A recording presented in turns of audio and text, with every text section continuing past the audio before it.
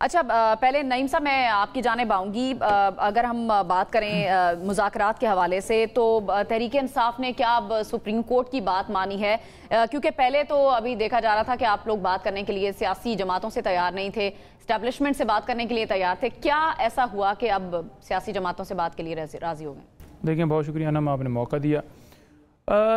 जो मुज़ाकरात की बात अभी की है ना गौर साहब ने, वहाँ पर निकल कर जहाँ तक मैंने पूछा है तो मुझे बताया गया है कि खान साहब से बात की गई है कि चकज़ई साहब, क्योंकि वो लीड कर रहे हैं सारे मामलात को, जो हमारा अलाइंस है, तो वो बातचीत करें। तो उन्होंने कहा जी बिल्कुल करें, लेकिन उसके अंदर बड़ा क्लियर मौक़िफ़ हमारा, मैं तो यही समझ रहा हूँ कि इस हवाले से कोई क्लियर बात नहीं हुई कि उसमें नून लीग, पीपल्स पार्टी और इनके हवाले से भी कोई डायरेक्शन दी गई हैं कि इनसे भी बात करनी है।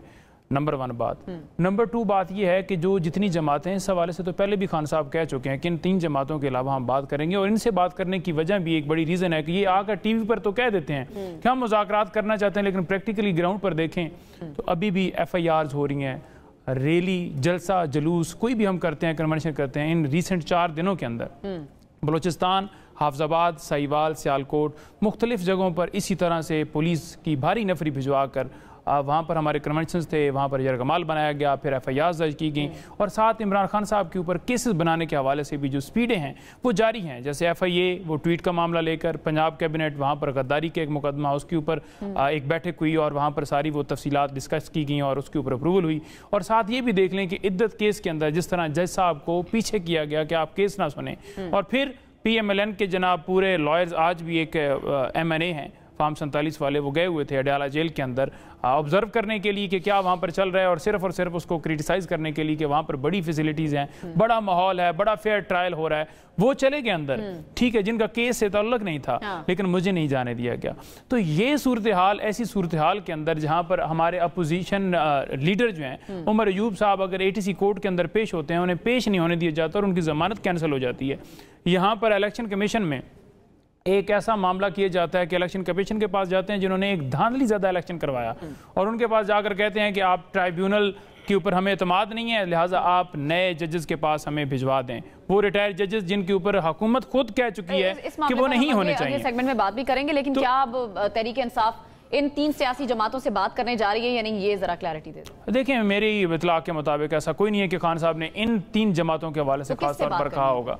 देखिए, पॉलिटिकल जमातों से बात उन्होंने कहा था कि जितनी भी उसके अलावा 3 जमातें हैं, टोटल हैं जितनी हैं, उनसे बात की जाए। और दूसरा उन्होंने ये बात की थी कि इसके अलावा जिनके पास ताकत है, जिन्होंने फार्म 47 के मुताबिक इनको बनाया है, उनसे बात इस हवाले से की जाएगी कि आप, एक आइनी हदूद है, एक मुकन्नन आइन के मुताबिक 3 सतून हैं रियासत के, एक मुकन्नन है, अदलिया है, इंतजामिया है। तो इन तीनों जो सतून है, इनका एक अलग अलग रोल है। अब आप देखें, फौज हो या कोई इदारा हो, तो वो एक हुकूमत के अंडर आता है, तो किसी इदारे को भी किसी दूसरे इदारे के अंदर या सियासत के अंदर कोई इजाजत नहीं है। तो उस हवाले से कि 1971 के अंदर ये मामला हुआ, अब ये दोबारा बात वही रिपीट ना की जाए और ऐसा ना किया जाए, क्योंकि इससे मुल्क हमारा आगे नहीं बढ़ सकता।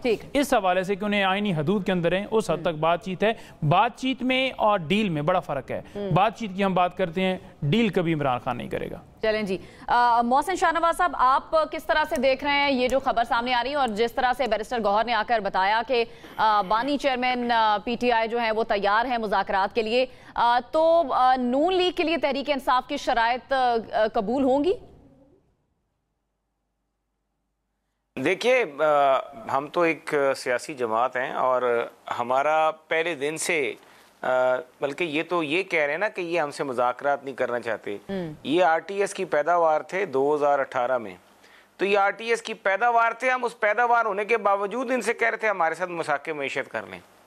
तो ये किस मुंह से जो जनरल पाशा की पैदावार हैं, जो फैज़ की पैदावार हैं, जो उसके बाद ज़ेरुल-इस्लाम की, ये क्या बात कर रहे हैं कि ये सियासी, या तो आप हो ना एक जेन्युइन सियासी जमात जो कि 2002 से जब भी सियासी जमातें गिरी और जिन्होंने भंगड़े ना डाले हों, वहाँ से लेके आज तक आपकी जेन्युइन सलाई सियासी फलाह बहबूद से आप वजूद में आए हो, तो फिर तो आपकी बातें दुरुस्त हैं। अगर आप खुद एस्टेब्लिशमेंट की पैदावार हैं, आपकी सारी की सारी जो कैंपेन है उसके बीच में 2018 से 22 तक सरकारी वसाइल का बेदरेक इस्तेमाल हो के आप सोशल मीडिया पे उभर आए और आपने वो जो लेफ्ट जो एक वोट बैंक था ख़ास, उसको आपने किया। तो मैनेज कर लिया। तो उसका ये मतलब नहीं है कि आप जो है 100% सियासी जमात है, आपकी जमात में जमहूरियत है, आपकी जमात में मारूसियत नहीं है, आपकी जमात में इलेक्शंस बड़े टाइम पे होते हैं, आपकी जमात में मेरिट के मुताबिक ज़िलों में भी और डिवीजन्स में भी और पंजाब में भी ओहदे जो है वो वोट लेके आने वालों को दिए जाते हैं। जब आपकी ये सारी बातें नहीं है तो आप ये क्या हमें सियासत का सबक दे रहे हैं? पहली बात तो यहाँ पे ख़त्म होगी। दूसरी बात यह है कि आप बात करते हैं स्टेप, इनका जो वोटर है, इनके हलकों में चले जाएं, इनका वोटर के पीछे मेहनत समाजत में है कि खुदा का वास्ता है, हमदर्दी को हमने वोट ज़रूर दिया है कि आपके साथ हमदर्दी है, आपके साथ लगाव है, लेकिन रुसवा होने के लिए हमने आपको वोट नहीं दिया, कुछ अकल से काम लें, ये इनका वोटर इनको कह रहा है। और अगर ये कहते हैं ना कि इस्टेब्लिश, वो तो एक मखसूस 5-10% तबका वो है जो साहिब हैसियत है, जिसके ना गांव में सड़क का मसला है, जिसके ना उधर यूनियन काउंसिल में कोई पानी की सीवरेज का मसला है, जिसके इन लोगों को अगर उन्होंने मुंतखब करके असेंबली में भेज दिया है और अब उनके फ्लाईआमा और ये चीज़ें नहीं हो रही, तो वो वोटर जो है ना वो तो बहुत कम वोटर है। वो 90% इनका वोटर, ये पंजोता साहब ने भी पहला इलेक्शन लड़ा है पिछली दफ़ा, पहली दफ़ा इन्होंने भी पहला इलेक्शन सरगोदा में से लड़ा है, मेरे ज़िले में से। इनको भी अब इस चीज़ का बखूबी अंदाज़ा हो जाएगा कि इस्लामाबाद और सरगोदा और भेरा की सियासत में ज़मीन आसमान का फ़र्क है। तीसरी बात कि अगर ये बात करना चाहते हैं इस्टेब्लिशमेंट से, देखें एक पाँव है, एक हाथ है वो गिरेबान पे, दूसरा हाथ जो है वो पाँव पर है। नहीं, अभी तो वो कह रहे हैं तो ये क्या बात कर रहे हैं, मुझे समझ नहीं आ रहा है। नहीं, मुझे ये बताएं कि ये कौन सी सियासी जमात से बात करेंगे? ये बात करेंगे तो इनको बात करनी चाहिए उन सियासी जमातों से जो कोई इनके लिए पुल का किरदार अदा कर सके। हम जब बात करते थे पिछली असेंबली में, हम इनके लोगों के साथ कई इश्यूज पे बैठे, हम नैब इस्लाहात से लेके फैटफ इस्लाहात तक, NCOC हो गया, कोरोना के दिन हो गए, कश्मीर और इंडिया का, कश्मीर और पाकिस्तान का, कश्मीर पर इंडिया और पाकिस्तान का जो तनाज़ा था वो हो गया। हर जगह पे हम इनके साथ बैठे हैं। और इमरान खान उस वक्त हुकूमत में होने के बावजूद भी उनका वही रवैया था कि वो कहते थे कि मैंने इनके साथ नहीं बैठना। या कम ऑफ इट, अगर सियासत करनी है तो फिर सियासत इन्हीं लोगों के साथ आपको करनी पड़ेगी। इन लोगों के बगैर आप या तो फिर फ्रांस में चले जाएं या फिर यूके में अपने इन लॉ से कहें कि आपको 2-3 सियासी जमातें वहां से दे दें, साहब का इन लॉ से शायद वो आपको दे दें। लेकिन यहाँ पर है ना, तो इन्हीं के साथ सियासत करनी पड़ेगी, इन्हीं के साथ सियासत करनी पड़ेगी।